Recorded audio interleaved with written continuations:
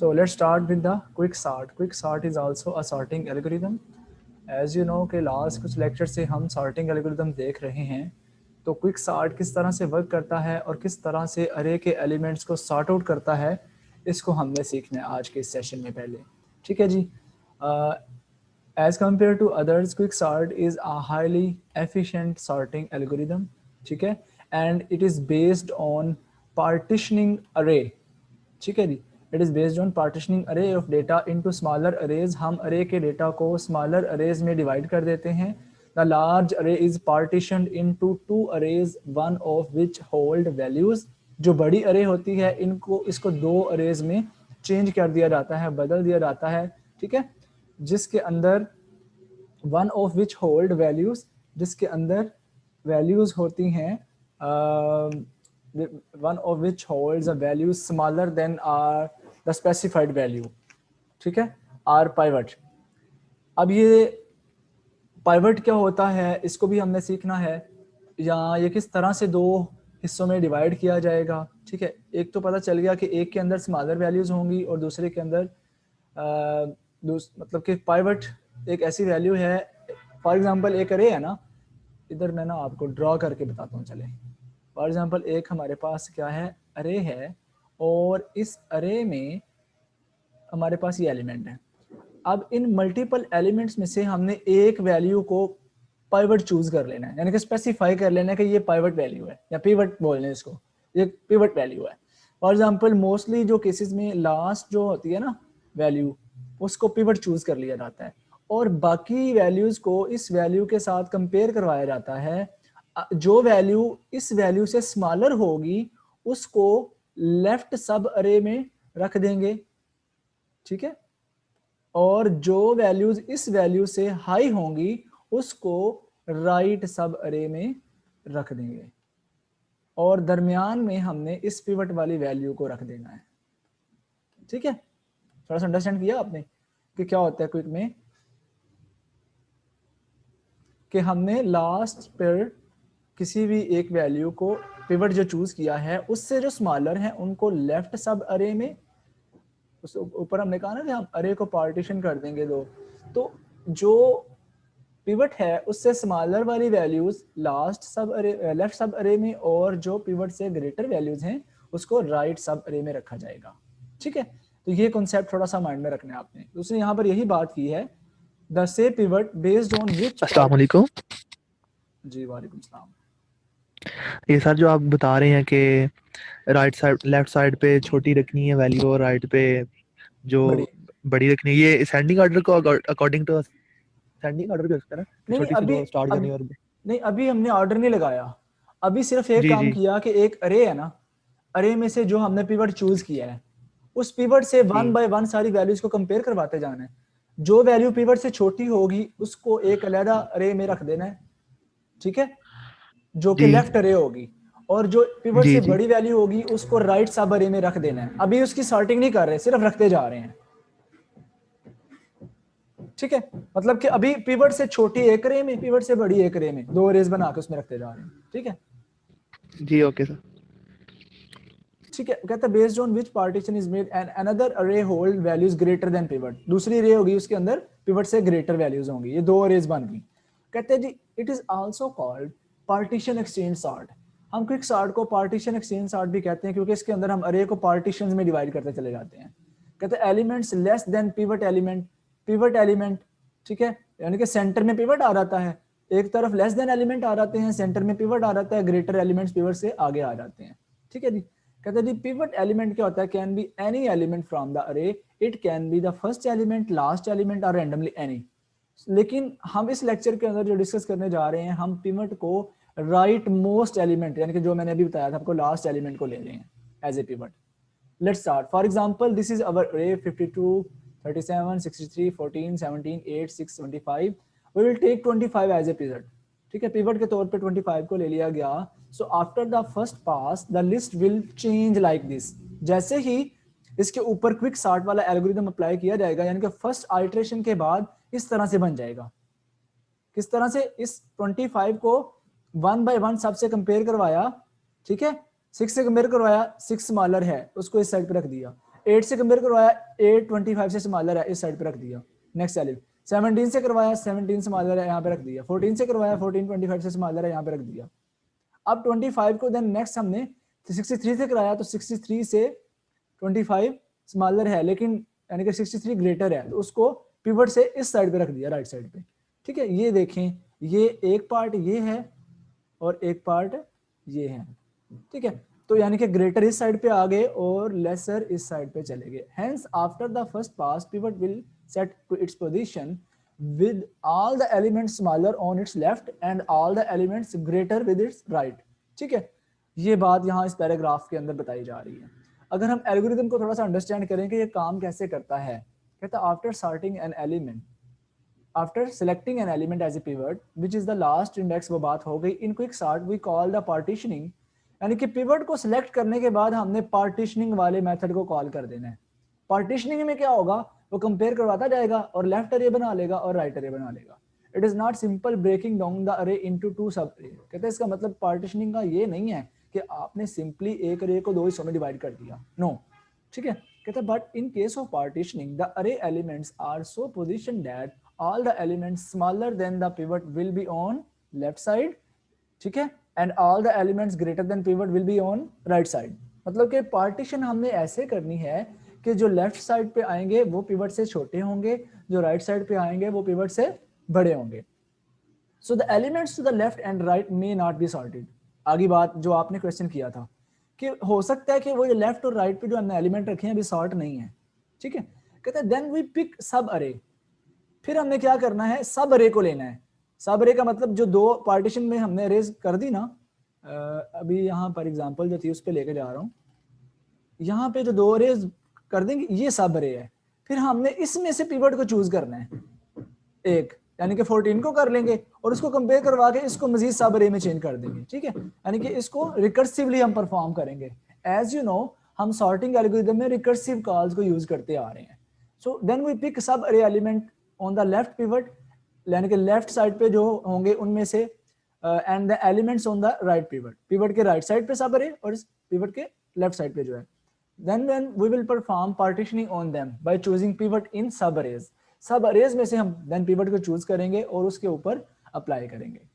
देखिए, ये था क्विक सॉर्ट का एल्गोरिथम। अब ये तो ऊपर हो गया छोटा सा पिवट को चूज करने का, पिवट वाला एल्गोरिथम, पार्टीशनिंग करने का।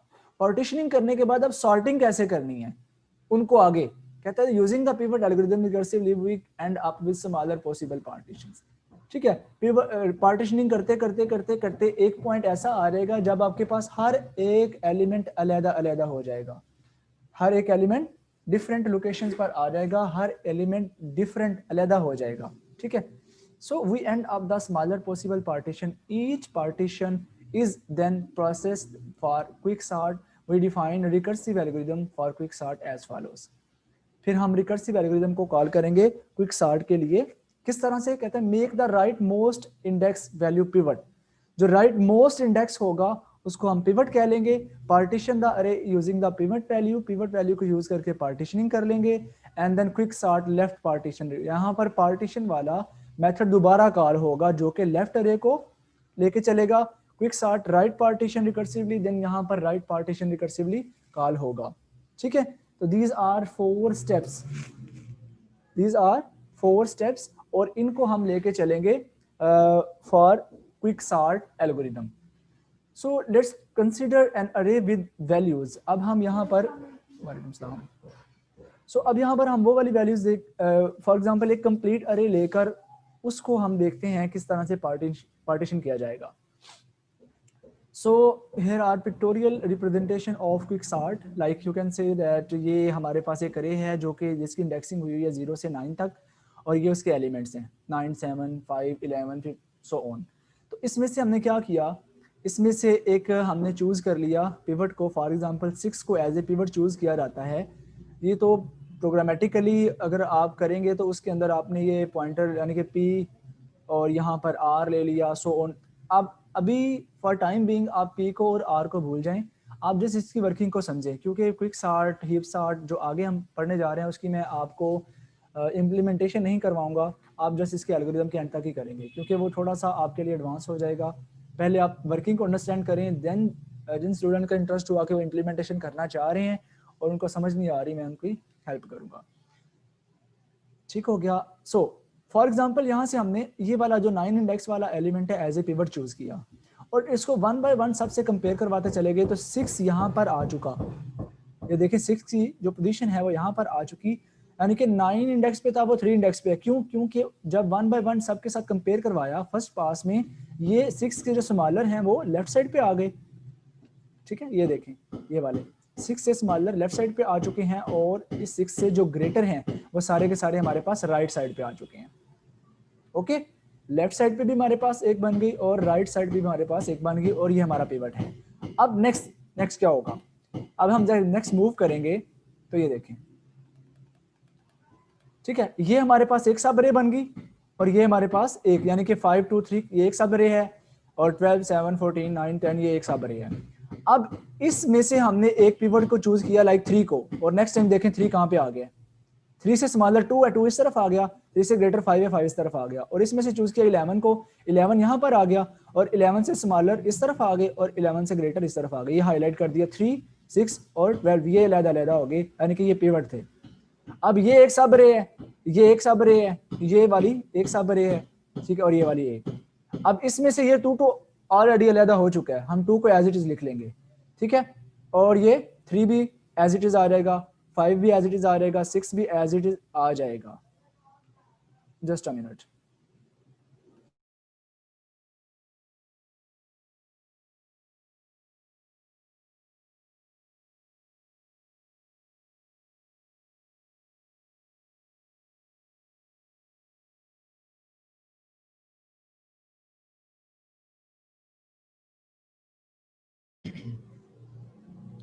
ओके, सो ये बात हो रही थी कि जो जो हम पिवट को चूज करते जाएंगे, ये देखिए चूंकि ये एलिमेंट ही एक है अरे में, इसलिए ये हम इसको एज इट इज लिख देंगे, इसको मजीद हम ब्रेक डाउन नहीं कर सकते, इसको एज इट इज लिख देंगे इस तरह से, इसको भी एज इट इज, इसको भी एज इट इज, ठीक है, ये भी एज इट इज आ गया। अब ये वाली इसमें से हमने 11 को 11 तो चूज किया था ना, 11 पिवट हो चुका था, ठीक है, यानी कि 7 और 9 इन दोनों को जब हम करेंगे कंपेयर, तो जो स्मॉलर है 7 9 वो भी उसी ऑर्डर में आएंगे, इस तरह से 14, मतलब कि हम इसके ऊपर पार्टीशन को अप्लाई करते जाएंगे तो एट द एंड हमारे पास सारी की सारी अरे एज सॉर्टेड फॉर्म में आ चुकी है, 2 3 5 6 7 9 10 11 12 14, ठीक है।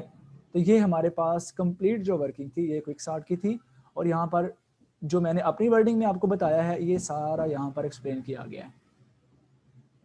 आई होप आप इस कॉन्सेप्ट को समझ चुके हैं। कोई क्वेश्चन है तो पूछें।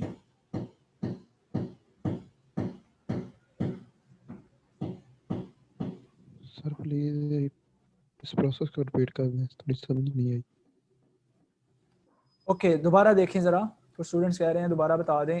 सिंपली ये एक अरे है, इस अरे में से हमने जो लास्ट एलिमेंट है उसको नोमिनेट कर देना है कि वो पिवट है, ठीक है। फॉर एग्जांपल यहाँ पर लास्ट एलिमेंट क्या है 6, इसको हमने कह दिया ये कि पिवट एलिमेंट है, और इस एलिमेंट के साथ बाकी सारी अरे के एलिमेंट्स को कंपेयर करवाना है। जो पिवट से छोटे होंगे उसको इस पिवट के लेफ्ट साइड पे ले आना है, और जो पिवट से बड़े होंगे उनको हमने पिवट से राइट साइड पे ले आना है। तो ऐसा ही किया, यहाँ पर 6 यहाँ पर आ चुका, पिवट से जो स्मॉलर हैं उनको हमने लेफ्ट साइड पे लिख दिया और पिवट से जो ग्रेटर हैं उनको हमने राइट साइड पे लिख दिया, और दरमियान में हमारे पास यहाँ पर पिवट आ गया।